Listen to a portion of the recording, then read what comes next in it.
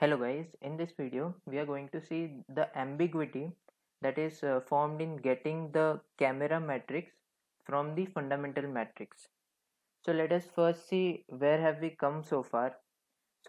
So far we have found out the fundamental matrix F that gives you the relation between a point in one image to a line in other image.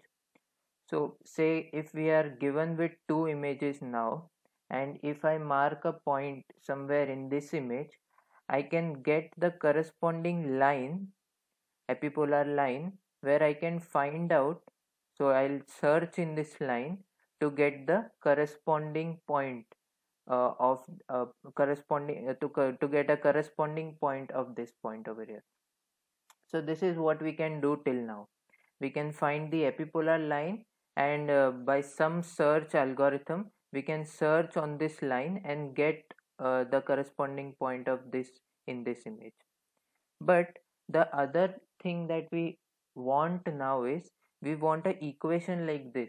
So this is the stereo disparity equation that we discussed in the stereo case. So this equation relates the 3D coordinates z with these the camera coordinates x1 and x2. So this is just for the stereo disparity case, but we cannot use this equation for our epipolar case because here the cameras are not constrained as they were in the stereo disparity case. So in order to get a general disparity equation for all the camera positions, we will have to do something. So for that we need the camera matrix. So we are going to see how can we derive the camera matrix from the fundamental matrix. That is our task now. Right. So what I mean by camera matrix is this P and P dash. So for one camera you have P. So for this camera you have P, and for this camera you have P dash. So what are this P and P dash? So to just for a quick revision, so there is this intrinsic and extrinsic matrix that we have seen. So the multiplication of the intrinsic and extrinsic camera matrix is what is the P matrix, or we can say the overall camera matrix. So this can be written like this. So there is this intrinsic matrix which can be written as K, and then there is some rotational parameters to align the camera coordinates with the world coordinates, and some translational parameters to align the world coordinates with the camera coordinates. So to make life easy, what we can do is we can say place the world coordinate system on this point over here, so on one of the camera centers. So I've placed this world coordinate system on this center, so that every point over here is now with respect to this coordinate system. So if I pick a point, say x over here, so its distance will be measured with respect to this is the origin, 0 comma 0 comma 0. So now all the numbers that are over here, all the coordinates that are over here are with respect to this origin over here. So because of that, what happens is the projective matrix for this camera is very simple. So you just have to put the intrinsic matrix, intrinsic camera matrix, that is K. So you just need this because this is focal points and there are these some things that you have to do. So that is something that you will have to find out. But this thing over here, the rotational parameters and the translational parameters, that are now 0 because they are actually perfectly aligned to the world coordinates. So you need not find out any rotational parameters because they are actually aligned. So for the first camera matrix, this P, things are quite simple. We have made life easy. But now for the second camera matrix, you will have to do these things because the camera center for the second matrix is over here. So for this matrix you will have to translate these coordinates till here to in order to align them to the world coordinates, and you'll have to do some rotation so that they are aligned. So for the second matrix, this is the same equation that we have seen, just there is a K dash to ensure that it is possible that both there are two different cameras having two different intrinsic parameters. So like this we can define P and P dash. So also this point C over here can be written like this in homogeneous system. So now we are all talking in homogeneous space. So we have this 3x, y and z. This is the three coordinates, and one is just for homogeneity, homogeneous equations. We use this one, right? So that is what we have. And the other thing that we need uh, in order to get so we have this fundamental matrix. Now we have P dash, that is this. So we'll need this P plus. So what is this P plus? It is the pseudo inverse, least square estimate pseudo inverse of this P that we have over here. So it has this form. This is the least square formulas that we have seen.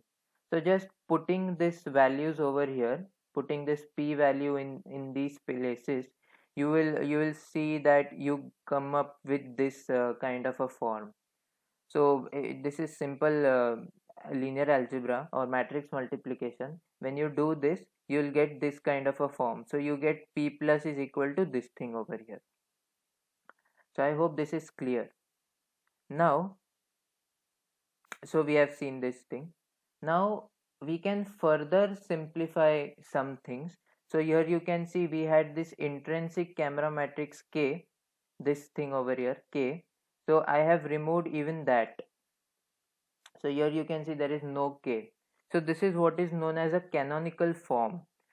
So in order to make things more easy, we can use this kind of a form. So how this is helpful, let us see that first. So we have say some matrix, some projective matrix over here, which is the multiplication of intrinsic and extrinsic matrix. So you see it will be a 3 cross 4 matrix, because this is 3 cross 3 and this is 3 cross 4. So there will be a 3 cross 4 matrix like this. So now you can always define a P star which can be a 4 cross 4 matrix like this. So just sort of padding a row over here. And what you can do is you can find the inverse of this matrix. So H is the inverse of this matrix. And you can see that there is this transformation H by which you can transform the projective matrix that you have. So this is this matrix which consists of this intrinsic and extrinsic parameters. So you can transform this matrix to an simple identity and a zero matrix over here. So that is something that you can do. So with this transformation, you can transform any matrix that you have to this form. So we are doing that simply. So given any intrinsic parameter over here, you can transform that parameter so that you get this form. So to make life easy, we are doing this. So now our P, so this is what is known as a canonical form. So now our P will be this matrix, this very simple matrix over here. So because of this, P plus is also very simple. It is just I and 0 transpose. So that is what we have, P plus. And P star remains the same. So that is K dash R T. So that is what we saw. So now we can change this a little bit. So what we can do is we can just, so this is the intrinsic matrix and this is the extrinsic matrix. We can just multiply both of these matrix and get a 3 cross 4 matrix like this. All the elements over here can be defined by 3 cross 3 matrix M, and the elements over here can be defined by a vector small m. So just a change of notation to further get some good results over here. So this is actually the same thing as this, just I have done some changes, basically embedded this K inside these both so that we could work easily. So it is very clean over here. Right, so now we have got almost everything that we want uh, to sort of get the camera matrix from the fundamental matrix. So we have F, we have P dash which is over here, we have P plus which is over here. This is one thing that is remaining, that is the epipole. So if you see, epipole is nothing but the projection of this C onto this matrix. So this, any projection over here will be done by P dash. So when you project C on this matrix by P dash, you can write it as P dash C. You are projecting this point C on this matrix, so that is P dash C. So epipole is nothing but P dash C. So now we have converted that also in terms of this projective matrix. So this is the form of fundamental matrix that we have now. So now just placing these values over here, we can write that fundamental matrix F is nothing but small m, so cross product, this is the cross product notation that we saw, into capital M, cross product capital M. So you can work this out, this is quite simple. So this M will get multiplied with 0, so that will make this 0, and plus M into 1. So there is this small m that is over here, and outside this m gets multiplied by I, and this gets multiplied by 0. So hence you are left with a capital M over here. So now, given this kind of a form that is called as a canonical form, if you want to get the fundamental matrix, so it is simply M in the cross product, so that is this vector in the cross product, and this capital M matrix outside. So that is what we have. Right, so let's move forward.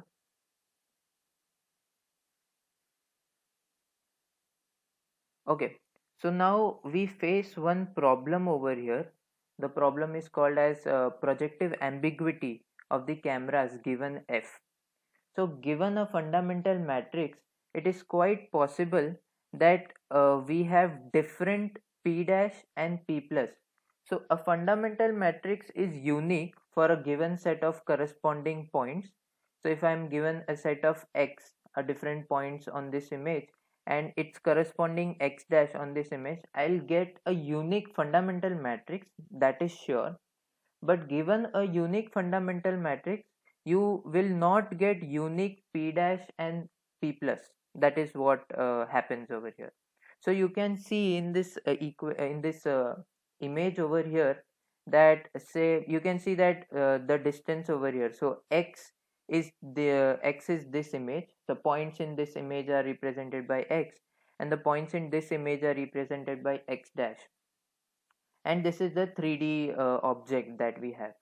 So now say I transform this 3D object by what is a 4 cross 4 H matrix.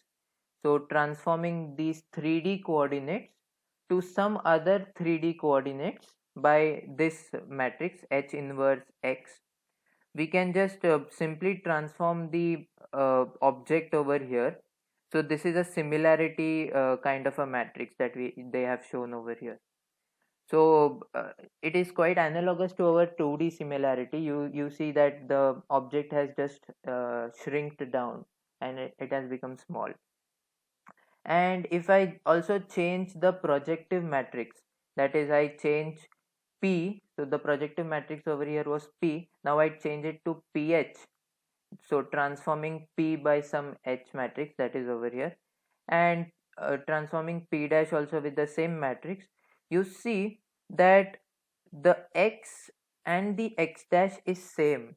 So you see this position over here is the same, but the 3D world coordinate has totally changed. So since X and X dash is same, the fundamental matrix is the same for this scenario and this scenario, but you can see that the projective matrix and the 3D world estimate is different.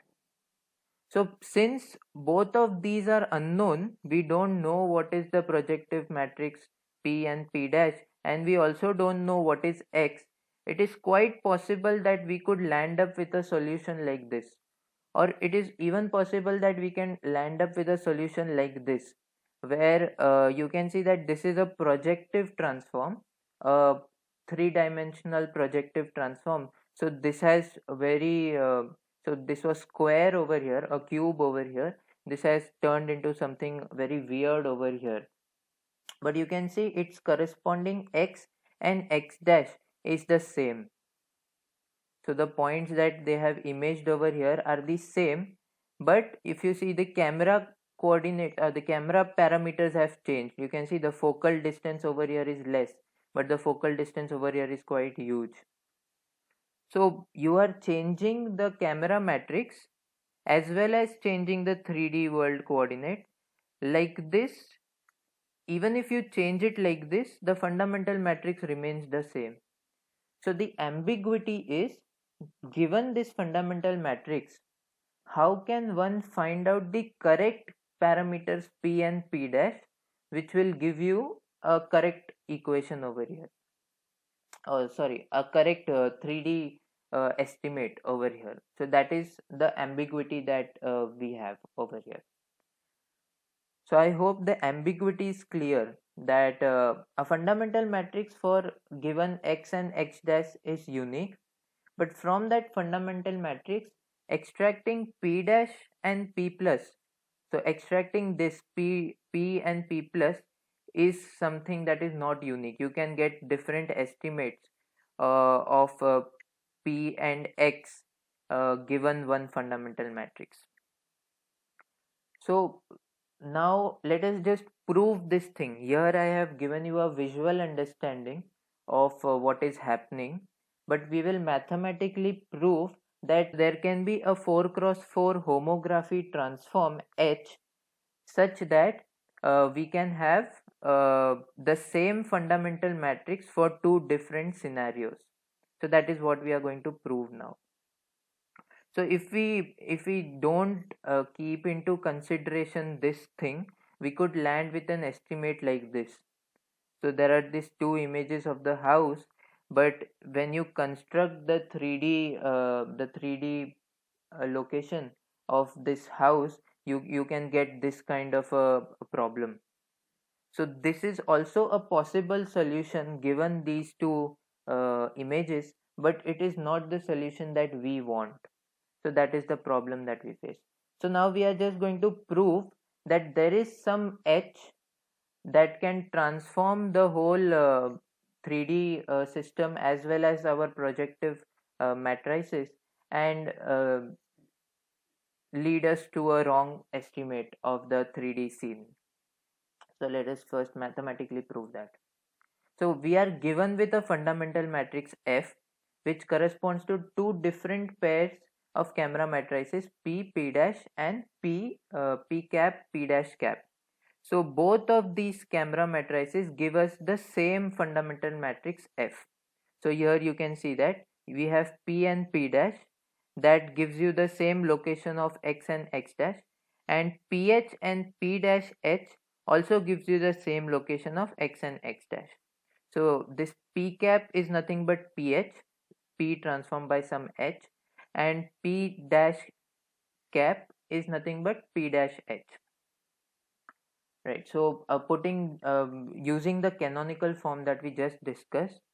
So the first camera, we can make it into canonical form like this of I0, and the second matrix that we have over here, we can put some letter over here. So here I can represent by A and small a, and this can be represented by A cap and small a cap. So we in the discussion there was a capital M and a small m over here, but to go with the notations of this book, here there is a capital A and a small a, and a capital A cap and a small a cap. That's all. So the fundamental matrix for both of these scenarios is the same. Hence we can write this like this. So we have seen that there was a small m over here. So because so whatever is here comes over here, and whatever is here comes over here. Similarly for this, whatever is here comes over here, and whatever is here comes over here. So we can equate both the fundamental matrix, because we know that the fundamental matrix for these two scenarios is the same. Now just multiplying A transpose on both the sides. So for this equation, multiplying A transpose over here and A transpose over here, you will see that this thing over here becomes 0. Why does it become 0? Because this is nothing but a cross product, and you can see that you are sort of trying to do a dot product. So this kind of a notation can be interpreted as a dot product, A transpose A. So you are doing a triple product, basically a dot product of a cross product. So you're doing a triple product, and in the triple product you have two same vectors. So you can see that there is A over here and the same A is over here. So a triple product with two same vectors will give you 0. So like this you can have this equation, A transpose F is equal to 0. The same argument can be used for A cap transpose F. So now when you multiply this by A cap transpose and you take this thing over here, so you will see that this thing is also 0. Okay, now it is very important to note that F is a 3 cross 3 matrix. Fundamental, we have derived the fundamental matrix, and it is a 3 cross 3 matrix, and we have also seen that this F matrix is of rank 2. So that means that it has a one dimensional null space. That means that there will be only one vector that will basically give the product as 0. There will be only one vector that will give this product, the vector into that matrix, as 0. Or if there are two vectors, they will be linearly dependent. So here one can say A transpose and A cap transpose, or for that matter A and A cap, are both linearly dependent. So that means you can write this thing over here. So A cap is nothing but some k, that is a constant scalar. So this is a scalar value k, hence it is not bold. So this is k into A. So you can do this because this is a rank 2 matrix with only one dimensional null space. So A and A cap are linearly dependent, and because they are linearly dependent, so you can write this equation over here. Right, so we have this equation now that these are linearly dependent. Next what we do is we consider this part of the equation. So we take this now, and now what I can do is I can replace A cap by Ka, the thing that we got over here. And next what we do is we just we can take this k outside because this is a scalar, so it does not matter. So you can take this k outside and then put this over here. So just taking this on the other side, so you get this thing, and you take this as common. So when you take this as common, you get this kind of a equation. So now you can also represent this equation like this.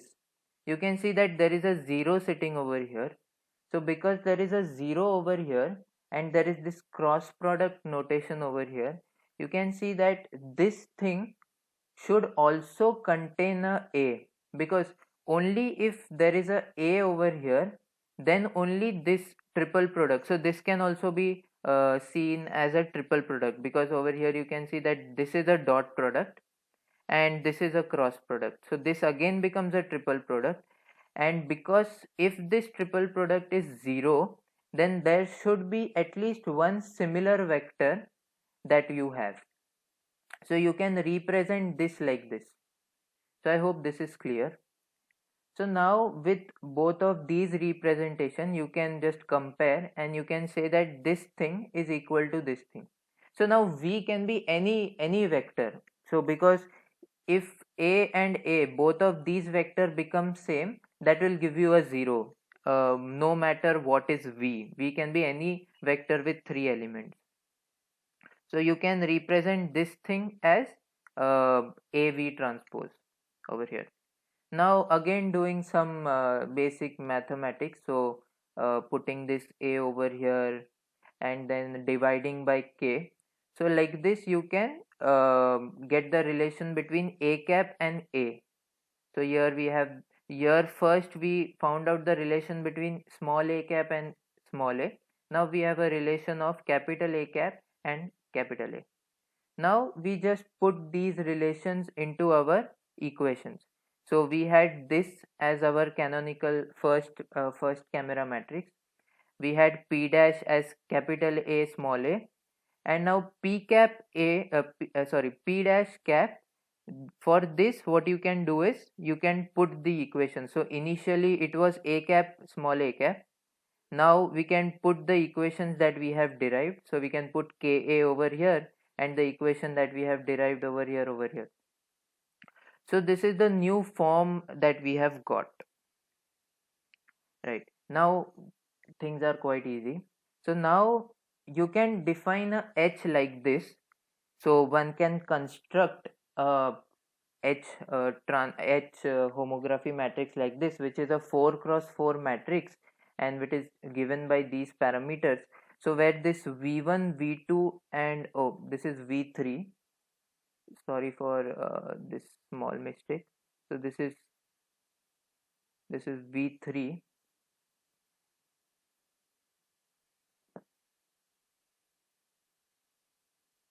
Right, so this is v3. So this v1 v2 and v3 are nothing but the elements of this v. So this v that we have got over here, the elements of this v are v1 v2 and v3. So if we define a h matrix like this, so in a compact form one can write this like this. So if you just take k inverse common over here, so please understand that this k is a scalar, right? So k inverse is nothing but 1 upon k. So just to go with the notations of this book, I have done this thing. So this is not a vector, not a matrix. This is just a small k scalar, a constant value, a constant number. So this can be written as 1 by k, but things here, this book has written this notation, so I'm going with that. So you can take this common outside and you get a 3 cross 3 identity matrix over here. So that is what I've written over here. Then there is a 0 vector sitting over here. So that is this 0 vector over here. Then you can take again k inverse common and you have this v vector. So k inverse common and v transpose. So we have vectors normally of column vectors. Since this is a row vector, hence there is a v transpose, and there is this k sitting over here. So if I construct a H matrix like this, so you will see that if I multiply PH, so where P is nothing but this, I land up with this thing over here. So a scalar, this is nothing but a scalar multiplied by P dash. So by this you can say that there is this homography transform H, which can transform this P to some P cap, and similarly it can the same matrix can transform P dash over here to some P dash cap. So given that P and P dash and P cap and P dash cap have the same fundamental matrix, but they are transformed like this. So this is a mathematical proof that it is quite possible that given a fundamental matrix, you can land up with different solutions over here.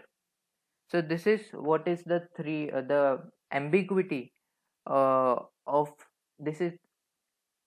So this is the ambiguity that we get to derive the camera matrix.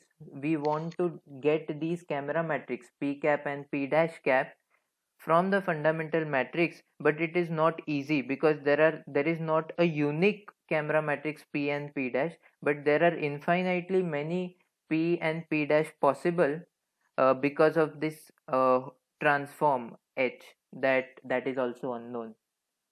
So this is the ambiguity that we face while getting the camera matrix from the fundamental matrix.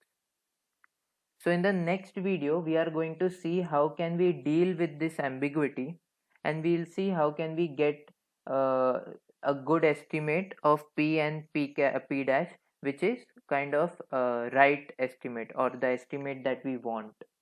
So we'll see that in the next video. So that's all for this video. Thank you so much for watching. Thank you.